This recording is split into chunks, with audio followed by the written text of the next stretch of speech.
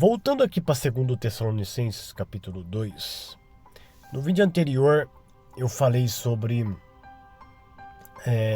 respondi a alguns irmãos, né, a pergunta que me fizeram sobre se o Espírito Santo, nesse texto aqui no verso 6 e 7, seria tirado da terra. Então foi respondido que o verso 6 e 7 estava falando, né, do aparecimento do homem da iniquidade no tempo oportuno, que seria na última semana, que Paulo estava ensinando. Mas esse vídeo, né, ele vai ser agora especificamente para falar sobre a volta de Jesus. E o interessante aqui, que eu quero trabalhar com os irmãos, que Paulo ele vai dizer algo muito importante para nós nos atentarmos quando será essa volta de Jesus. Hoje se tem aí pelo menos, acho que 4 vertentes, né, de quando será a volta de Jesus e como. Mas nós sabemos que a Bíblia, ela é muito específica, que há uma única vinda de Jesus, né? A segunda vinda é a única vinda dele. E interessante aqui que na carta 2 aos Tessalonicenses, Paulo fala assim no primeiro verso: irmãos, no que diz respeito à vinda do nosso Senhor Jesus Cristo e a nossa reunião com Ele, nós vos exortamos a que não vos demovais da vossa mente com facilidade, nem vos perturbeis, quer por espírito, quer por palavra, quer por epístola, como se procedesse de nós, supondo tenha chegado o dia do Senhor. Olha que interessante, guarde essa palavra, supondo que tenha chegado o dia do Senhor. O ponto interessante aqui é que Paulo vai falar agora no verso 3 o seguinte: ninguém de nenhum modo vos engane, porque isto não acontecerá. Isto que? A volta do Senhor Jesus e a nossa reunião com Ele. Isto não acontecerá sem que primeiro venha a apostasia e seja revelado o homem da iniquidade, o filho da perdição. Certo?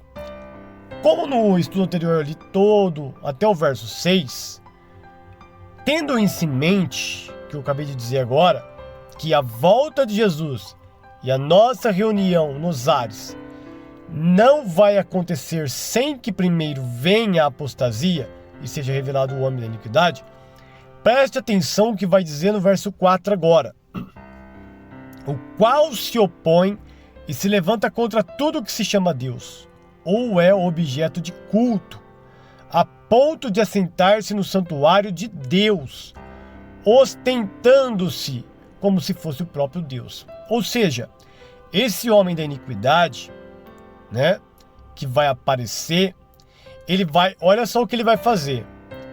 Ele vai se assentar no santuário de Deus, ele vai se ostentar como se fosse o próprio Deus, ele vai ser objeto de culto, né? Então Paulo está dizendo 3 características que ele vai fazer antes de vir a vinda do Senhor, né? E, irmãos, agora eu vou aqui passar, tá, lá pro verso 9, porque nós lemos no estudo anterior, então ficou claro para os irmãos no estudo anterior, falando que ali era o homem da iniquidade que apareceria no tempo oportuno, que é a última semana de Daniel. Então eu vou continuar o verso 8, tá? Se você chegou nesse vídeo aqui direto, eu gostaria que você voltasse para o vídeo anterior. Eu vou deixar o link dele aqui na descrição desse vídeo. E você vai no vídeo anterior, que você vai ver eu explicando até o verso 7, tá bom?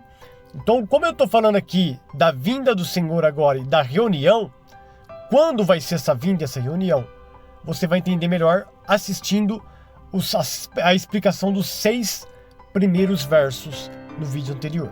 Mas olha só que interessante o que vai dizer agora, depois que fala que a volta de Jesus e a nossa reunião nos ares não é antes que apareça o homem da iniquidade, antes que venha a apostasia e apareça o homem da iniquidade, aquele que se levanta e se assenta no santuário de Deus, que vai ser objeto de culto, que vai se ostentar como sendo o próprio Deus.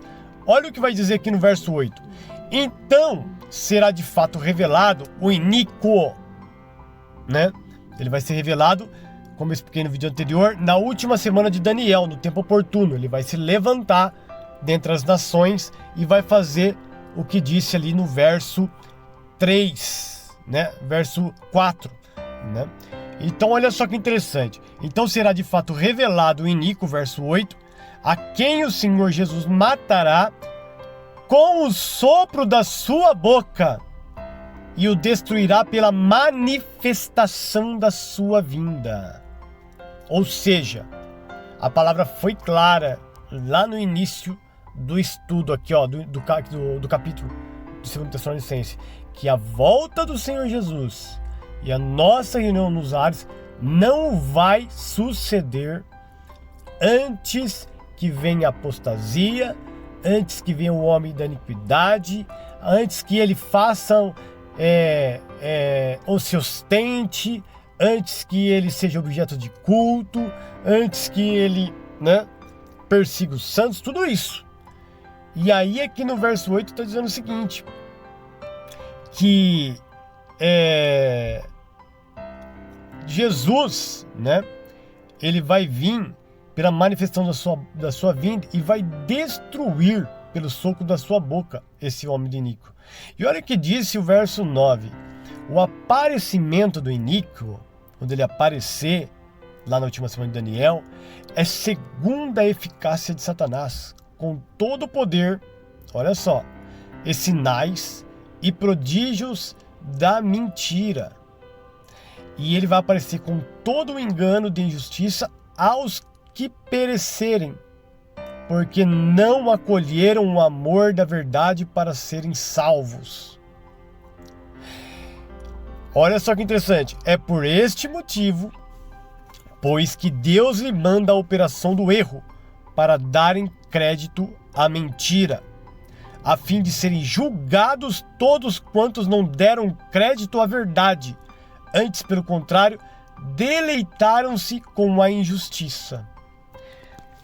Irmãos, o verso 8 disse que Jesus, né, ele vai matar com o sopro da sua boca e destruir pela manifestação da sua vinda o anticristo, né?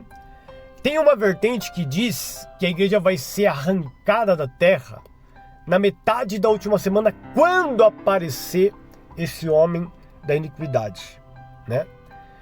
Isso não está dizendo aqui.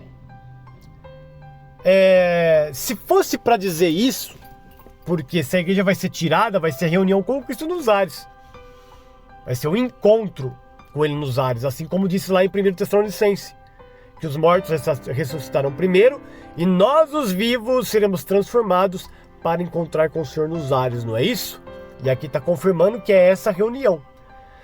Se a igreja fosse arrebatada na metade da semana de Daniel, quando aparecesse o homem da iniquidade, Paulo não ia dizer aqui em 2 Tessalonicenses? Ia. E o que o Paulo disse? Não vai acontecer a reunião nos ares antes do aparecimento do homem da iniquidade. Não vai aparecer Cristo nos ares e a nossa reunião não vai acontecer nos ares antes que ele seja objeto de culto, antes que ele se ostente como Deus e antes que ele consiga, aqui ó, com todo o engano de justiça, enganar as pessoas. E as pessoas que serão enganadas não vai acolher o amor da verdade para serem salvos. Por quê? Porque nesse tempo de grande tribulação, a igreja vai estar pregando o evangelho eterno, né? Para que as nações se arrependam. E muitos não vão se arrepender, vão aceitar a marca, vão cair na mentira de Satanás. Está aqui, ó, no verso 12. a fim de serem julgados todos quantos não deram crédito à verdade. Que crédito é esse? Crédito à verdade que foi pregada do reino. Antes, pelo contrário, deleitaram-se com a injustiça. Com a injustiça de quem? Do homem da iniquidade.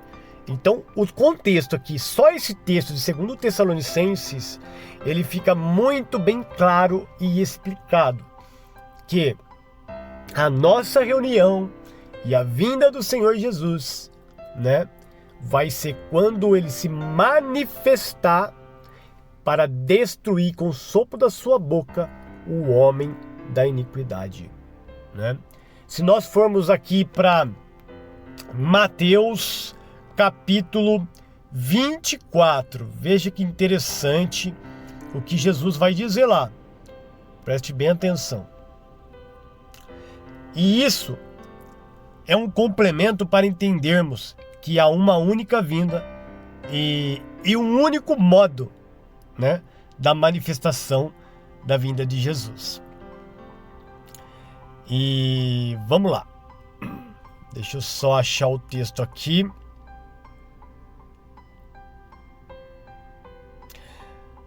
Então tá aqui, ó.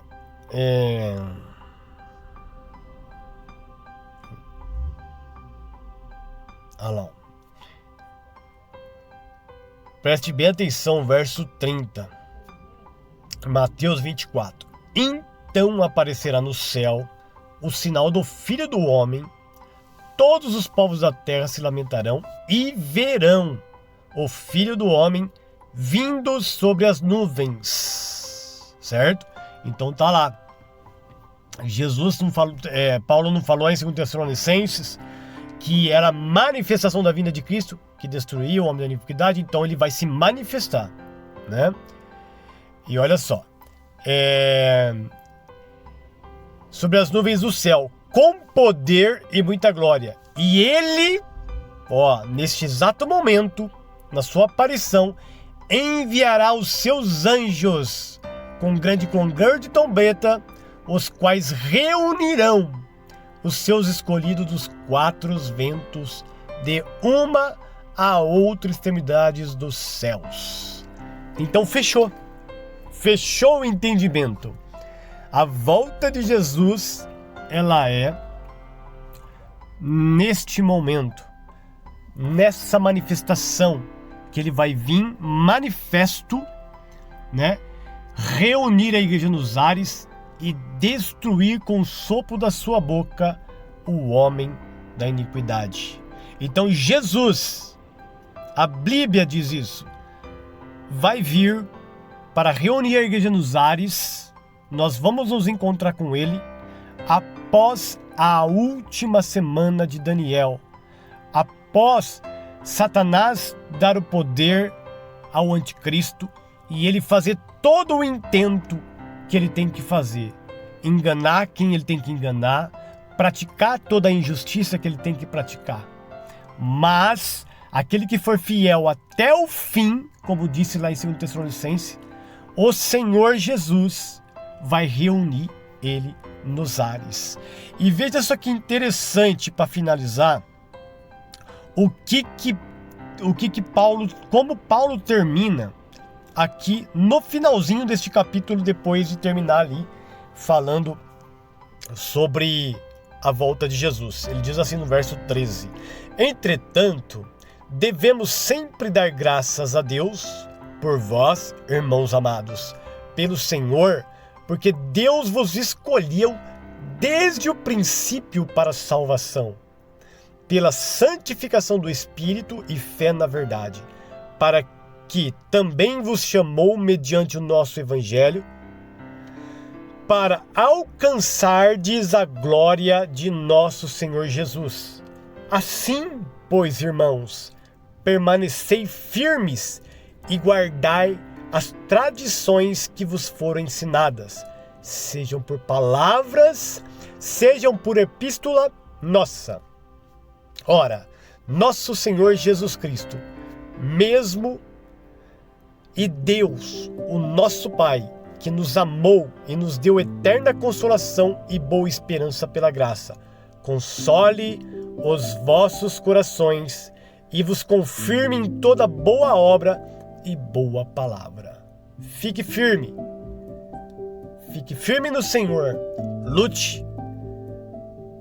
E Paulo ele exorta que é para nós guardar essa tradição. Qual é a tradição? Este ensino, que a volta de Jesus e a nossa reunião com Ele nos ares será na manifestação da vinda do Senhor, quando Ele vir para destruir o homem da iniquidade. Que Deus abençoe os irmãos e que este assunto abra a mente de muitos que ainda não compreendeu a volta de Jesus. Amém? Guardemos a volta de Jesus. Guardemos a sua aliança e os seus mandamentos, para que juntos nós nos encontraremos com Jesus nos ares e reinaremos com Ele para sempre. Amém.